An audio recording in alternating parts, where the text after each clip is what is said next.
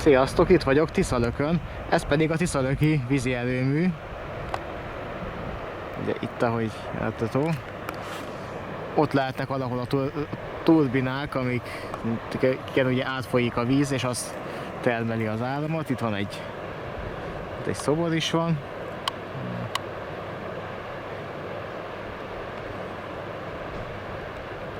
És hát ez maga az erőmű így egybe.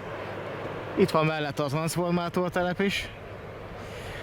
És amiért most itt vagyok, az egy vonalbejárás lesz, megint mégpedig ennek az erőműnek az iparvágányát fogom bejárni. Ugye az egyik vágánya az egészen odáig tartott, erről majd fentről.hu-n mutatok képeket.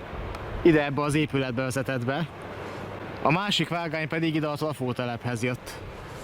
Szerintem majd abból is tudok mutogatni. És a trafótelepnél is nagyjából meg lesz azt, hogy hol volt, mert szerintem egészen a trafótelep széléig kijött, mert vasúton hozták ide a transformátorokat. Ugye ez az erőmű 1953-ig épült fel, és majd mindjárt vágok be ide egy képet. Itt az út mellett van egy emlékmű, ami szerint itt német hadifoglyokkal építették. És a végleges befejezés az 1953-ban történt, tehát valószínűleg akkor még nem igazán voltak közutak, vagy legalábbis szilárd burkolatú út az akkor még nem nagyon volt, tehát valószínűleg vasúton hozták ide a berendezéseket, és azért is volt meg, és az iparvágányt meg amikor 2009 és 2011 között szedték föl. Hát nem tudom mennyire látszik, de szerintem itt jött be valahogy az egykori iparvágány egészen idáig. Itt a kerítésnek kb. Itt a széléig, vagy addig, ameddig itt a beton van. És a nagy trafókat azokat itt rakták le vonatról.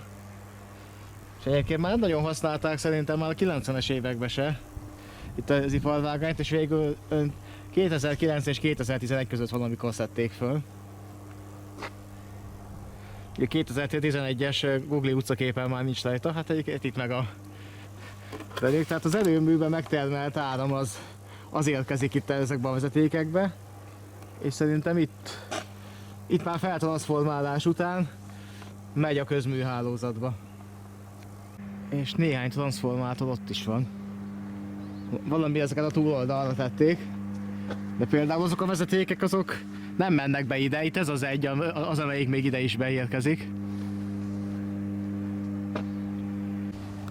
Az erőszak áldozatainak emlékműve Tiszalök határában. A hadifogoly tábor, és itt építették a hadifoglyokkal a tiszalöki vízi erőművet. Tehát azt nézzétek, ott még napelemeket is raktak le ide a trafótelephez. Hát ez a dupla kerítés van, hogy igen, és ki is van írva több helyen, hogy belépni tilos, még érthető, tehát itt azért nagy feszültség van. És itt van Tiszalöki vízi erőmű, MVM vízerőmű. Hát vízerőműből nálunk nem sok van, ugye a másik az Kiskörén van, amiről tudok, a Tiszatónál. Hát akkor most itt máshol nem lehet menni, csak itt az út szélén. De hát itt van maga a trafótelep, mögötte pedig az erőmű.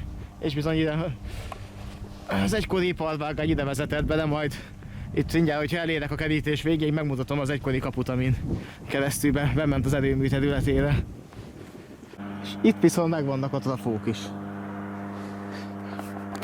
Meg a napelemek. Hát, hogy a vízi erőmű mellett gondolom a napelemnek a termelése is fel van dobva a hálózatra. Itt legalább helyben van. Be lehet kötni ugyanúgy a rendszerbe, a trafó elé, ugyanúgy feltranszformálja, aztán megy a közforgalmú vezetékekbe. Ez például itt középfeszültség, ami itt van, ez maximum 25 kV volt, a dácsos acéloszlopok pedig igazából 100 kV fölöttiek a többség, tehát 120 és 220 kW, nem kilowatt, kilovolt. Általában ez a standard, illetve azt mondom, hogy a 120 az már 132.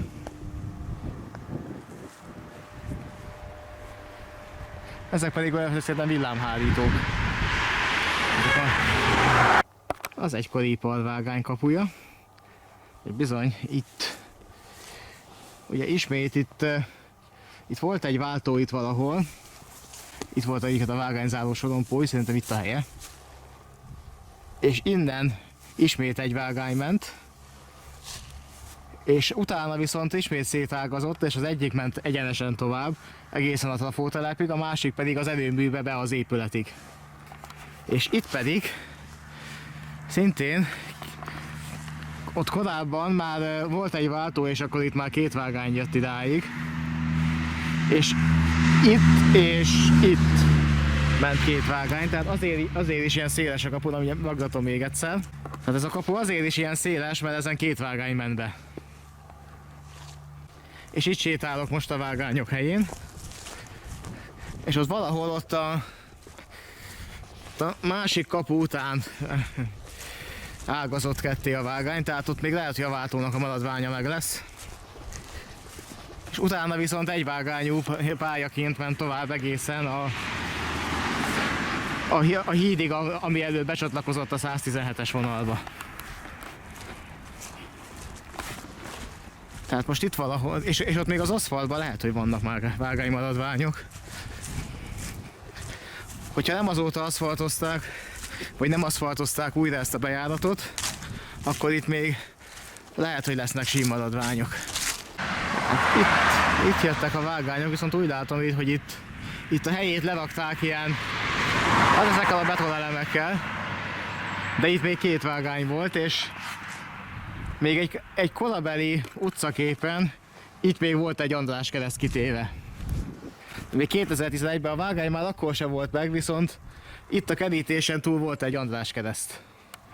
Akkor annyi nyoma még megmaradt. A hajóépítő javító szolgáltató vállalat. És itt tovább, és ott valahol az meg is lehet, hogy azért lakodó volt. Gyanús, de majd közelebb érek, megnézem, de valahol még előtte ágazott ki, ott volt egy váltó, és onnastól jött két vágány.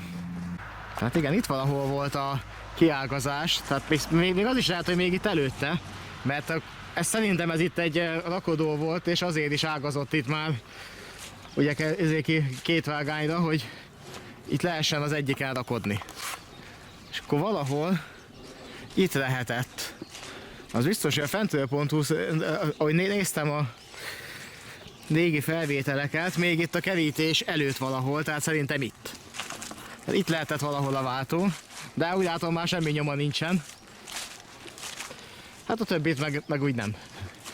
Tehát ezért, és akkor innen a töltés az jól kivehető, hogy innen tölthető, ugye egy vágány ment egészen a hídig, ahol a 117-es vonalból kiágazott. Hát itt viszont már valószínűleg semmi nyomát nem fogom találni.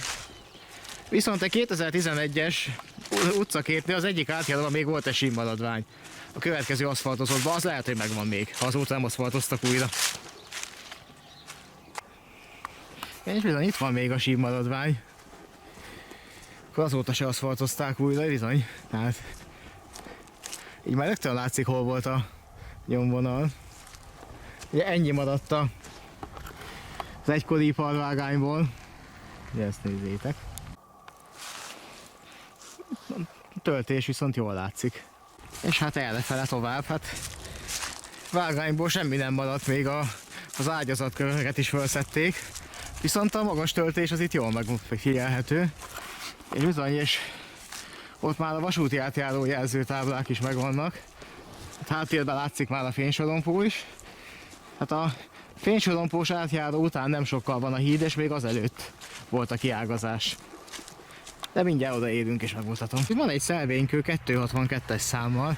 Mondjuk érdekes, mert ugye 256-nál van a Tiszalöki vízművek megállóhely, és 265-nél van nagyjából a fénysorompós átjáró, tehát itt most nem hiszem, hogy visszafele elkezdték volna számozni az iparvágányt, annak én sok értelmét nem látom. Pedig hát ez mi? És itt még van némi maradványa ágyazatból is. Aha, itt van még egy-két bagikő. És igen, pedig ez 262. És innen jött a vágány, és ott fordult el. Ahol a háttérben már látszik a vasbakter és a fénysorompós átjáró, és itt éppen így bekanyarodott mellé, és a kiágazás pedig egy kicsivel odébb volt arra. De majd erről mindjárt vágok be képeket a fentről.hu-on, ott jól látszik a nyomvonal. És itt egy nagy vasúti betonalja, ez lehet, hogy az iparvágai bontásból került ide.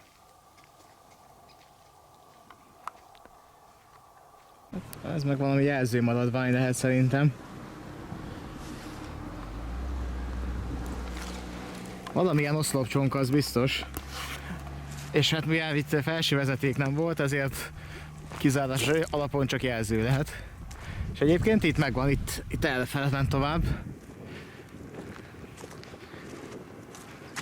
És innen már nincs is sok hátra az iparvágányból. De valószínűleg már semmilyen nyoma nem lesz. És bizony itt van a vége, és valahol itt volt a becsatlakozás. Itt volt egy váltó, itt a másik oldalt, és innen ágazott ki az iparvágány az erőműbe. Hát ez egy ilyen kis rövid bejárás volt. Ez a vágány, ez csak ennyi volt. És én mindig nem tudom, hogy az előző videóhoz lesz-e hozzáfűzve, vagy külön videó lesz. Ez majd a vágáskor fog kiderülni, minden esetre azt hiszem, hogy ezt is megnéztétek, és majd a következő videóban találkozunk. Sziasztok!